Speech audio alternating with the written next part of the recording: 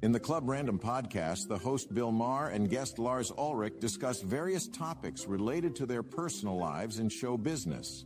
They begin by discussing whether people shrink as they age, and Maher suggests that it might be related to the psychosomatic effects of one's attitude toward life. They then joke about whether their private parts have shrunk, with Maher quipping that it would be reflected in the reviews. Ulrich talks about the first time he met Maher on a show called Politically Incorrect, where he was paired with Dennis Miller.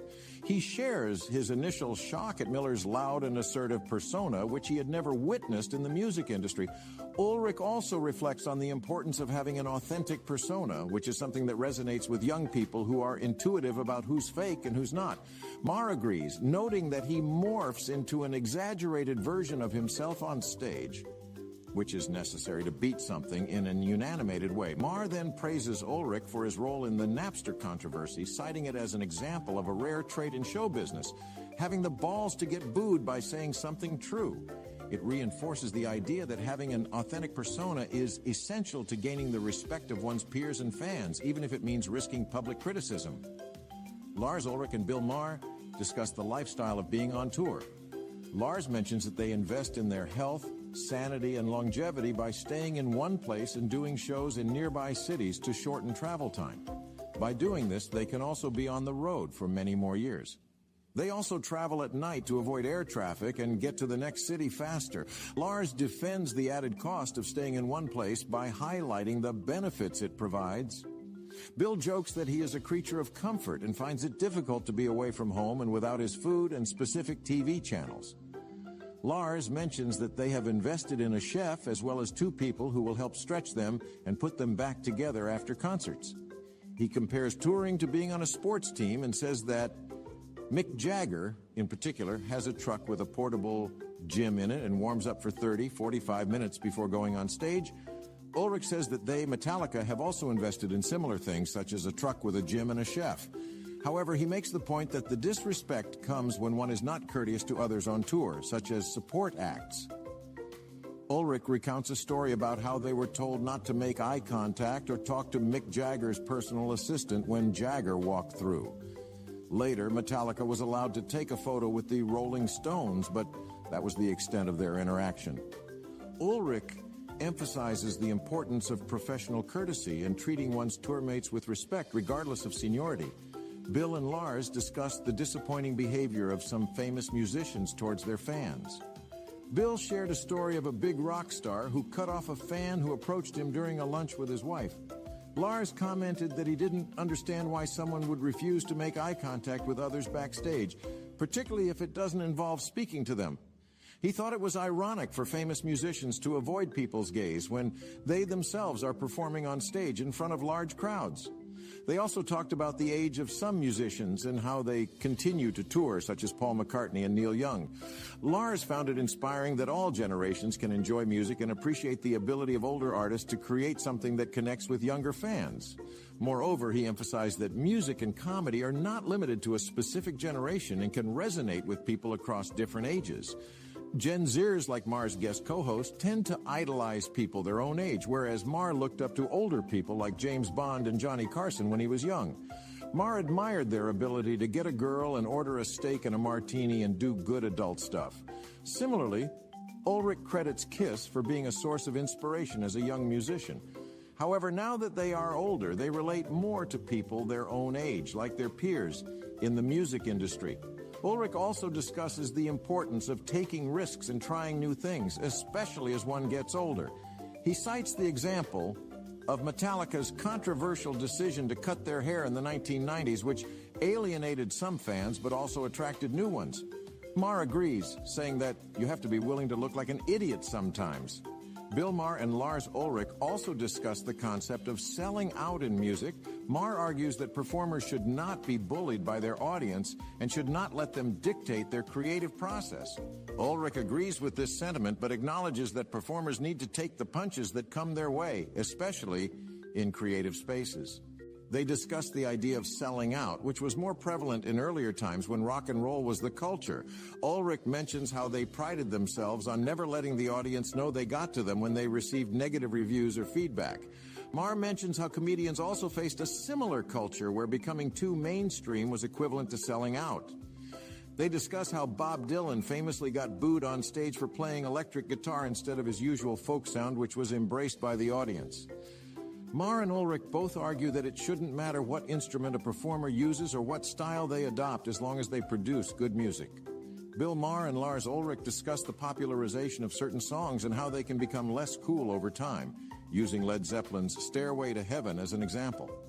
They argue that it's not just the type of guitar used in a song, but also the way the song builds and progresses, which they call dynamics.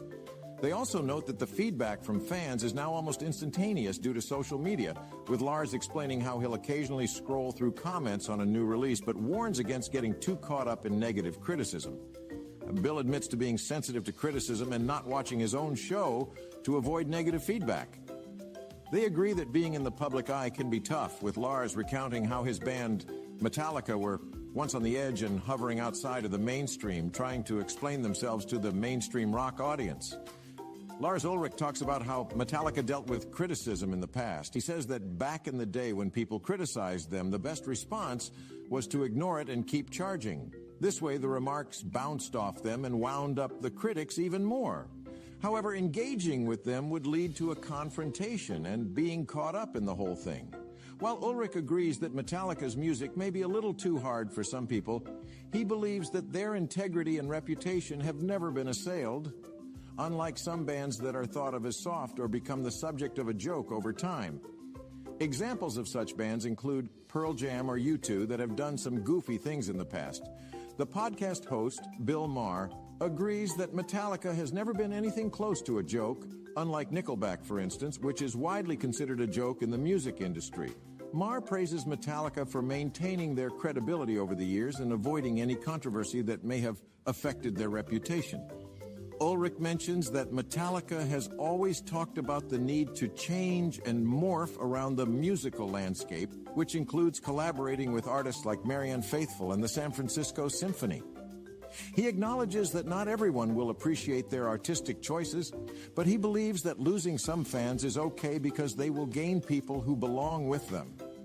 Regarding criticism, Ulrich dismisses the idea of staying in a particular lane and argues that being an artist means losing some and gaining some. He admits that Metallica has gotten criticism for not staying true to their original heavy metal sound and experimenting with new styles, but he reminds his critics that they have been around for 41 years and have had a pretty stellar ride with the critics and the broadcast. Ulrich also mentions that it can be tricky navigating artistic decisions when in a band versus being a solo artist, as there are individual opinions as well as a collective opinion that play a role in creative choices.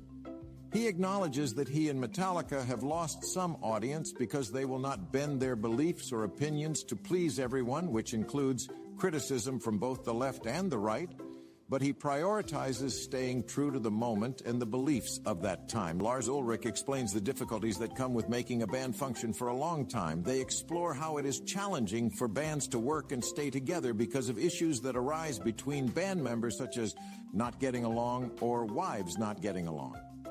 Lars Ulrich uses examples of bands such as the Rolling Stones, who stay together for convenience, and U2, who are admired for their ability to function so well together. He also brings up the point that bands like the Beatles may have lasted for only 6 years and put out one record between 6, whereas Metallica has been together for 41 years and put out more records in that time frame. He points out that maintaining a long-lasting band takes significant time, effort, and resources. They mention the Rolling Stones as an example of a band that took a break and pursued solo careers before coming back together. Ulrich highlights how the success of rock and roll bands is often funded by people with massive egos, which can both be a strength and a weakness. He explains that when there are a couple of people vying for the pole position, it's important to have trust and respect for each other to be able to take turns leading and steering the band. This requires balancing egos and taking a back seat when necessary. Ulrich compares this to the concept of leadership in a country and how countries have elections to trade off leadership positions. Maher adds his commentary on the current political climate in the U.S. and how it has affected the acceptance of trading off leadership positions. The discussion then revolves around the differences in attitude between America and Europe, specifically in terms of politics and economic systems. In Europe, politics and economics are often characterized by a middle ground, while in America, the binary approach of black and white, yes or no, and Democratic or Republican is prevalent. Additionally, the American economic system allows for anyone to become successful, but does not provide as much of a safety net as the European countries do. The topic of leadership is also discussed, in which Ulrich mentions that in his band, Metallica, leadership shifts between members, and there's been a struggle to attain that level of empathy and fluidity in decision-making. They talk about how these issues are unique to each situation, and there is an ebb and flow to leadership and dynamics which can depend on the starting point and the people involved. Furthermore, Ulrich talks about the upcoming tour of the band, which starts in Europe in April, followed by a tour of America in August. Ulrich talks about how they have changed the way they play shows, now opting to only play single shows instead of playing multiple shows in a row. They came up with the idea of playing 2 shows in each city, a Friday and a Sunday, with completely different set lists so fans could attend both shows and not be bored. They now rent stadiums for a few days to set up and play each show, but also take days off in between to avoid getting burnt out. This change came about because they realized the need to put boundaries and parameters around what they were willing to do. Ulrich also shares about how he had to change his touring schedule due to a child custody case he was fighting. The band accommodated his schedule by doing world tours for 2 years where they were never gone for more than 2 weeks at a time. Maher then shares about his own touring habits, where he only stays over for 1 night after performing 2 shows in a row and then flies home. Ulrich talks about how his band has a similar way of touring where they park themselves in a base city and fly to other cities to perform, but always return to the base city. Check out the full podcast by clicking the link in the description below. Make sure to like, comment, and subscribe for more content like this. Thank you for listening to this podcast summary episode of the Pod Slice.